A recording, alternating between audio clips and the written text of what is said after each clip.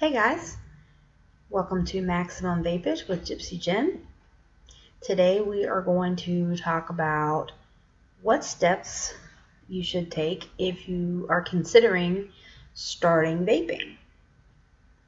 Some of the information found in this video you may find very helpful, particularly if you have thought about vaping and you're just unsure where to begin. What types of devices should you be looking at? What are liquids? What are they composed of? We'll be talking about all that stuff. So the first thing that I would recommend anyone do that's considering starting vaping is think about why you're wanting to vape. If you are wanting to vape simply to blow clouds, then this is not going to be the video for you. If you are wanting to vape because you're looking for perhaps an alternate nicotine delivery system, this can help. This video can help you. If you're looking at trying to quit smoking, this video can help you. So having said all that, let's get down to it. What I like to recommend to people, there basically are two methods of getting your personal vaporizers. You can purchase them in a shop or a brick and mortar store, or you can purchase them online. Now, there are pros and cons to both of those. Let's take a look at e-commerce first, or purchasing something online. The pros of purchasing your first device online is you will likely be spending less money if you buy something online.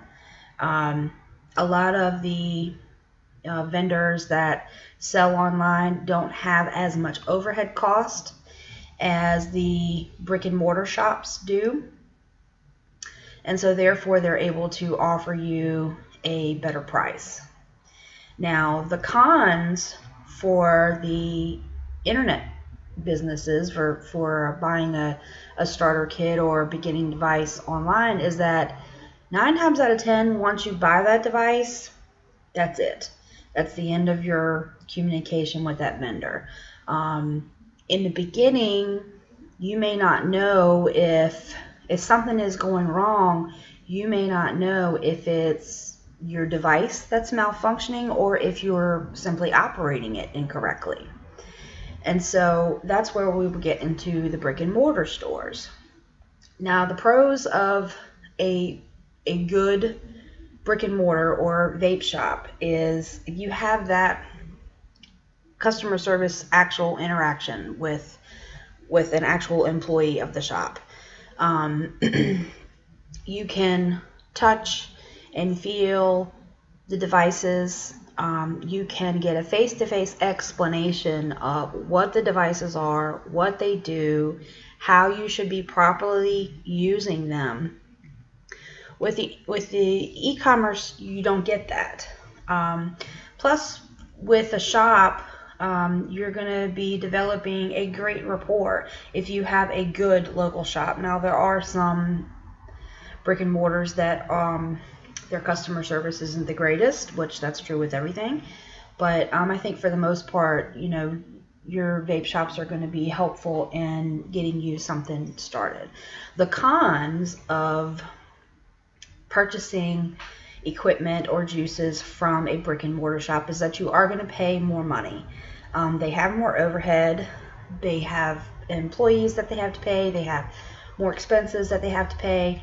So the prices for devices are going to be higher.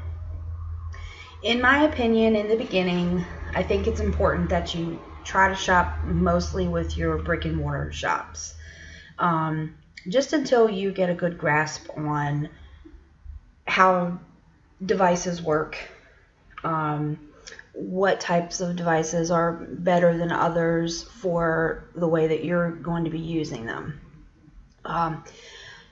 A great example of a good device to start with is simple. In my opinion, when you first start out, you shouldn't be trying to get a fancy high dollar device. Oftentimes you'll hear vapers refer to their vaping devices as a mod, which basically all a mod is another word for the device they're using to vape with. So in the beginning, I suggest that you start with what's called an ego or an ego style device, and some people refer to them as vape pens, which this is what they look like. Basically all it is a tank, which this is your tank where your liquid is stored, and a battery. That's all it is. You can get these ego styled devices for relatively inexpensive. Depending on where you go, obviously the price is going to vary, and depending on the brand and so on and so forth, the price is going to vary. Now, the reason I suggest that you start with one of these, particularly for people who are trying to quit smoking. In the beginning, the sensation of vaping is different than the sensation of smoking. Now, with the more expensive and more powerful devices, you're going to be inhaling more vapor, which can turn you off really quick if it's something that you're not adjusted to. With the simple ego style devices, they're not as powerful as some of the more expensive devices, but you're still going to be getting your nicotine. You're still going to be getting to vape, and most of the devices now produce a pretty decent vapor.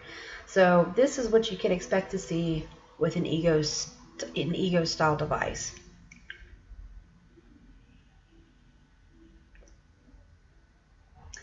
Now, are you going to blow huge clouds with one of these? No, you're not. But in the beginning, that really shouldn't be what you're concerned with.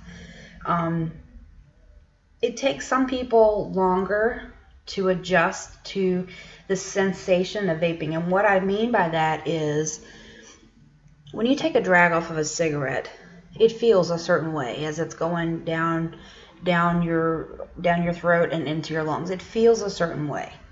Now, with vaping, the sensation or the feeling of that is different. Even though the action is the same, the feeling is different.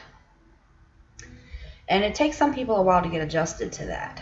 So that's one of the reasons why I recommend this. The other reason why I recommend using a device like this is they are less expensive.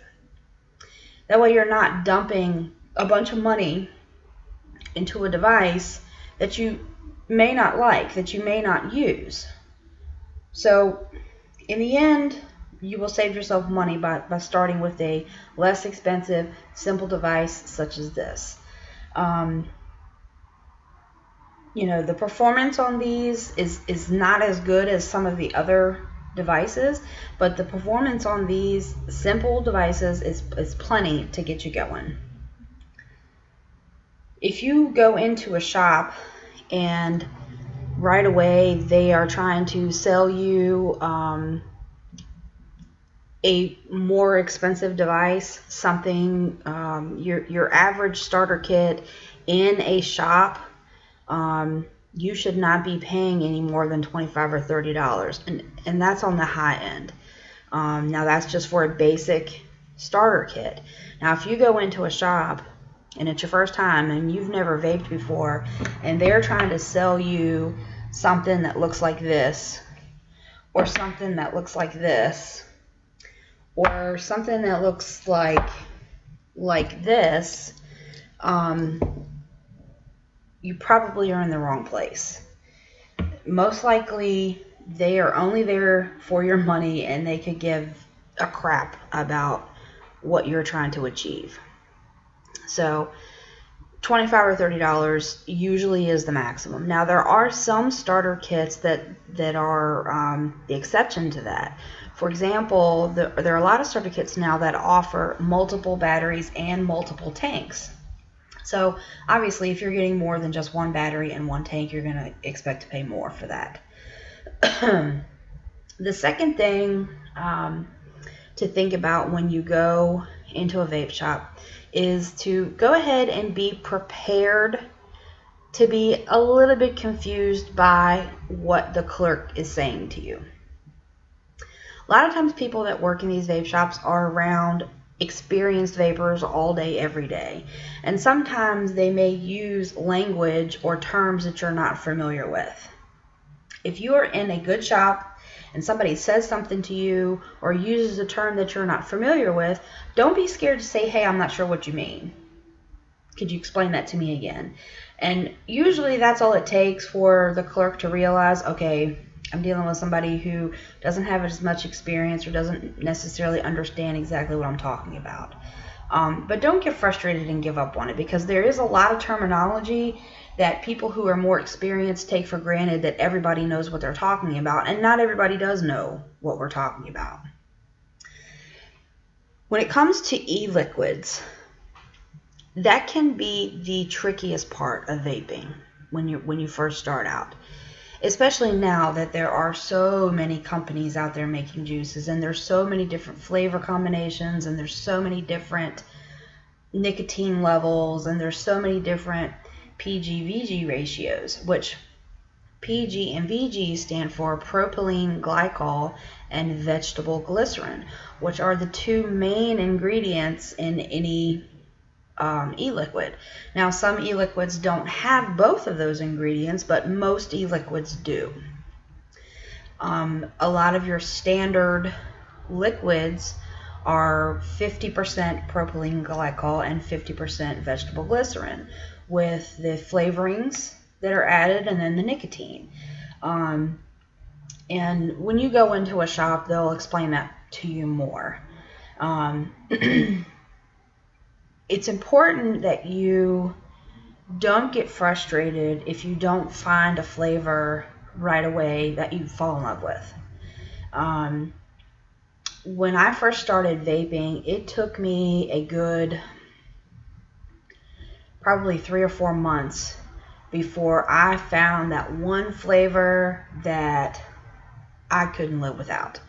And it was only once I found that one flavor that I was actually fully able to stop smoking cigarettes.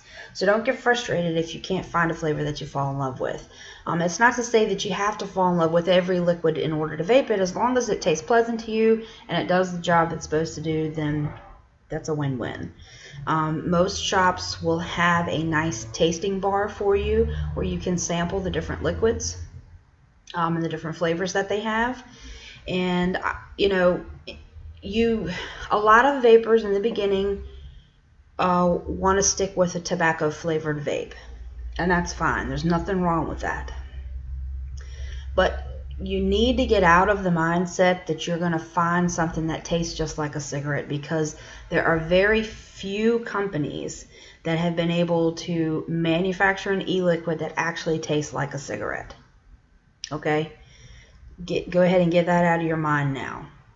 Now, there's nothing wrong with seeking out liquids that taste like tobacco or that taste like your Marlboro Lights or whatever. But just keep in mind that it's extremely hard to duplicate the actual flavor of the cigarette. And the main reason for that is, even though it's similar actions, like I was saying in the beginning, it's two totally different things. A part of the flavor that you get with a cigarette comes from the actual combustion or burning of the tobacco leaves. When you vape, there is no combustion and there is no burning of anything. It's simply a heated liquid that turns into a vapor. So it's very hard to duplicate the tobacco, the combustion that's happening with the cigarette, into a liquid form. That's pretty much the only tips that I have for you right now. I'll probably add on to this video at another point. But I want to encourage all of you, if you are considering starting vaping, my suggestion is go to a vape shop. Talk to your friends. If you have any friends that are vapors, they can give you some suggestions. They can tell you what worked for them. And if you don't know anyone that vapes, feel free to email me. MaximumVapage@gmail.com, and I'll be happy to help you in any way that I can. I do a live web show on Tuesday nights from 8 p.m. to 10 p.m. Eastern Time, and I will be sure to link the show address in the description below. And we talk a lot on the show about things that will help new vapors.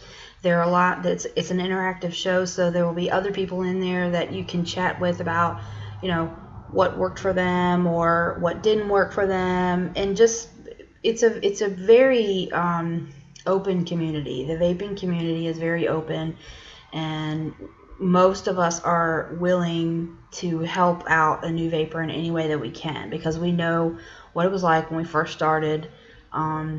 Most of us remember, how hard it can be in the beginning, how much of a struggle it can be to find that perfect device for you, or to find that perfect liquid for you, or whatever the case may be. So I would like to wish you all luck on getting started. And yeah, check out the show if you'd like, and good luck to you. Thanks.